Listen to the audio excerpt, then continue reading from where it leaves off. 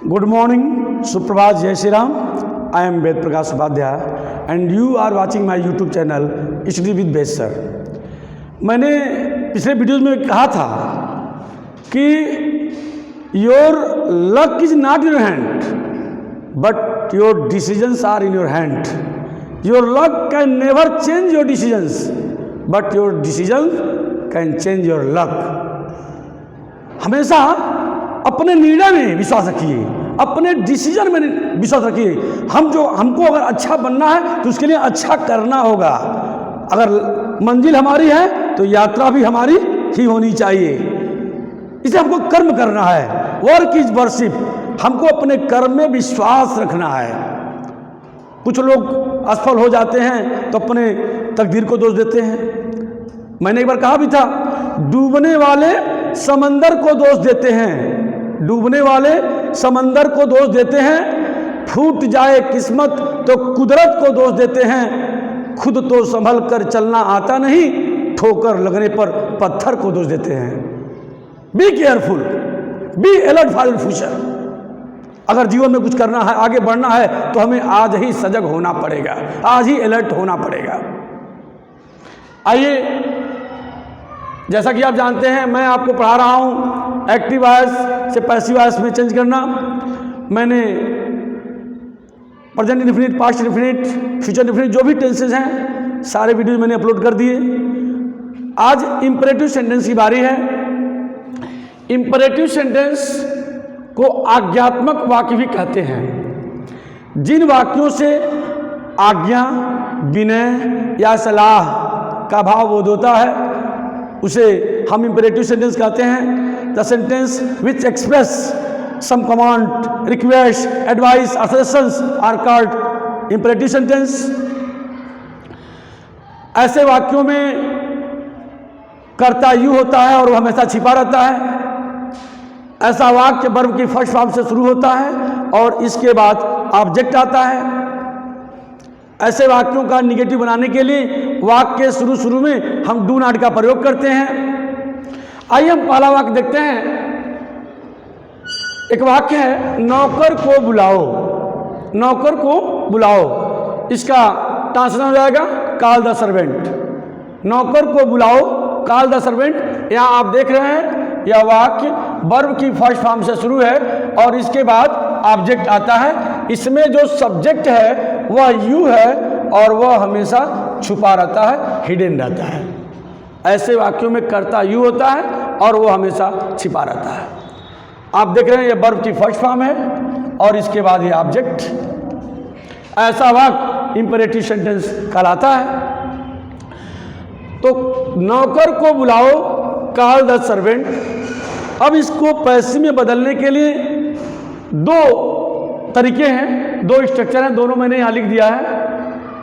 एक तो सबसे पहले हम लेट को लिखते हैं, फिर सब्जेक्ट को लिखते हैं, फिर बी, फिर वर्ब की थर्ड फॉर्म का प्रयोग करते हैं। और इसकी दूसरी विधि है, सबसे पहले हम सब्जेक्ट को लिखते हैं, फिर शुड, फिर बी, फिर वर्ब की थर्ड फॉर्म का प्रयोग करते हैं।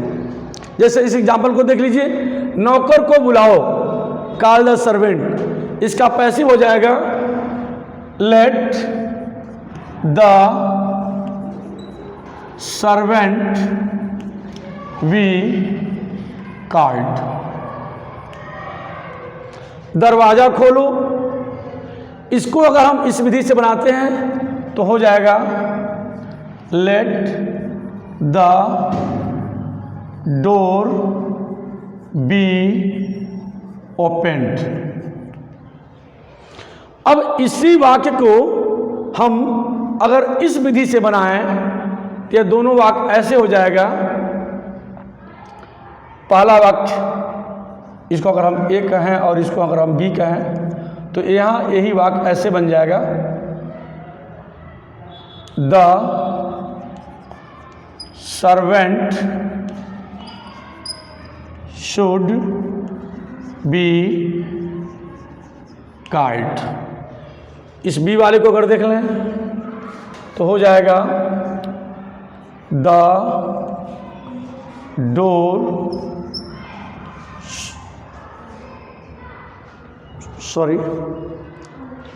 The servant should be called, the door should be opened. या ए बी से बी में बदलने के लिए एक तो लेट के माध्यम से और एक शुड के माध्यम से हम ए बी से पी बी में कन्वर्ट करते हैं। जैसा कि जानते हैं एक्टिव वॉइस के ऑब्जेक्ट को पैसिव का सब्जेक्ट बनाते हैं और एक्टिव वॉइस के सब्जेक्ट को पैसिव का ऑब्जेक्ट बनाते हैं। इसमें सब्जेक्ट यू है और वो हमेशा छिपा रहता है, इसलिए उसको लिखने की कोई ज़रूरत है नहीं। वर्ब की थर्ड फॉर्म पर ही यह सेंटेंस एंड हो जाएगा।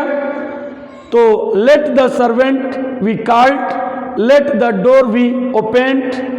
यहाँ हो गया the servant should be called, the door should be opened. अगर इस वाक्य का निगेटिव बनाना हो हमको, तो निगेटिव बनाने के लिए जो स्ट्रक्चर होगा उसमें कुछ करना नहीं है, आपको बस इतना ही याद रखना है कि ये जो बी ई है दोनों स्ट्रक्चर में इस बी ई से पहले हमको नॉट लगा देना है और हम इसका निगेटिव बना लेंगे। जैसे अगर हम एक वाक्य यहाँ दिए हैं, पक्षी को मत मारो, इसका एक्टिव वॉइस बन जाएगा डोंट किल द बर्ड। पक्षी को मत मारो, डोंट किल द बर्ड। अब इसका पैसिव हम इन दोनों विधियों से बना रहे हैं, बी के पहले नॉट लगाकर, तो हो जाएगा ए वाले वाक्य को अगर हम बनाते हैं, इसको पक्षी को मत मारो, इसको दोनों विधि से ए बी, तो हो जाएगा। अगर पहली विधि से बनाते हैं तो let the bird not be killed. और अगर शुड वाले विधि से बनाते हैं तो हो जाएगा the bird should not be killed. Very simple. इसका निगेटिव बनाने के लिए बीई से पहले, आप देख रहे हैं बीई से पहले हमने क्या कर दिया, नॉट लगा दिया और इसका निगेटिव तैयार हो गया। ठीक है। इंपरेटिव सेंटेंस में एक और वाक्य आता है। अगर उस वाक्य में प्लीज शब्द है, जैसे कृपया बैठ जाओ, कृपया बैठ जाओ, तो कृपया बैठ जाओ इसका ट्रांसलेशन है प्लीज सिट डाउन। इसका ट्रांसलेशन क्या बनेगा, प्लीज सिट डाउन। ऐसे वाक्यों का पीवी बनाने के लिए प्लीज को हटाते हैं और उसके बदले में यू आर रिक्वेस्टेड टू का प्रयोग करते हैं। क्या करते हैं, you are requested to. Please के बदले में हम यहाँ थोड़ा सा इशारा कर दे रहे हैं, प्लीज शब्द को हटाएंगे और इसके बदले में यू आर रिक्वेस्टेड टू का प्रयोग करते हैं और फिर वर्ब की फर्स्ट फॉर्म से जोड़ देते हैं। तो कृपया बैठ जाओ, प्लीज सिट डाउन, इसका हम पैसिव बनाएंगे तो यहाँ हो जाएगा प्लीज के बदले में हो जाएगा यू आर रिक्वेस्टेड टू, हो जाएगा you are requested to sit down, you are requested to sit down. Please वाले वाक्यों में प्लीज को हटाएंगे और उसके बदले में यू आर रिक्वेस्टेड टू लगा देंगे। अगर इस इंपरेटिव सेंटेंस में अगर किसी वाक्य से सुझाव का भावबोध हो तो उसके लिए हम यू आर एडवाइज टू का प्रयोग करते हैं। अगर आज्ञा देने का भावबोध हो तो उसके लिए हम यू आर आर्डर टू का प्रयोग करते हैं। एक सेंटेंस उसका भी हम लगे हाथ देख लें, एक सेंटेंस इसका आप लोग स्क्रीनशॉट ले लीजिए, वीडियो रोक करके इसको देख लें समझने के लिए। बहुत ही आसान है, एक बार फिर मैं समझा दूं। नौकर को बुलाओ, कॉल द सर्वेंट, इसमें ऑब्जेक्ट सर्वेंट है, फार्मूला है let plus subject plus be plus verb की थर्ड फॉर्म। तो let the servant be called, open the door को let the door be opened. Should वाले वाक्य में the servant should be called, the door should be opened. और negative बनाने के लिए बी के पहले हमने नॉट लगा दिया, late the door not be killed, the word should not be, late the door not be, sorry ये हाँ सॉरी ठीक है, late the door not be killed, the word should not be killed, दोनों माध्यम से बन गया। और प्लीज वाले वाक्य में हमने बना दिया कृपया बैठ जाओ, प्लीज सिट डाउन, इसका हो गया you are requested to sit down. अब हम सुझाव और आज्ञा वाला एक एक वाक्य उसमें भी आपको थोड़ा सा इंडिकेट कर दें।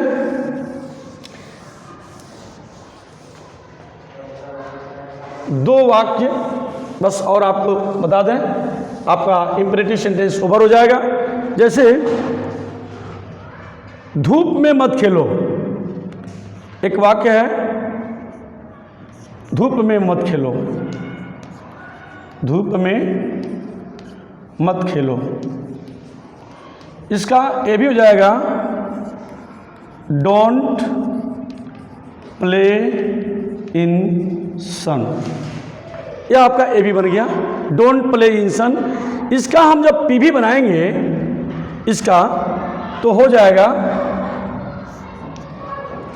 यू आर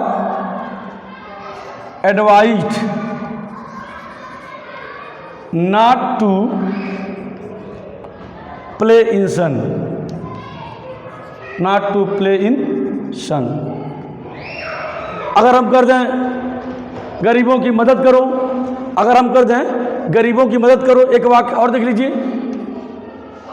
गरीबों की मदद करो, गरीबों की मदद करो, इसका ट्रांसलेशन हो जाएगा हेल्प द पुअर, इसको हो जाएगा, इसको बनाएंगे तो हो जाएगा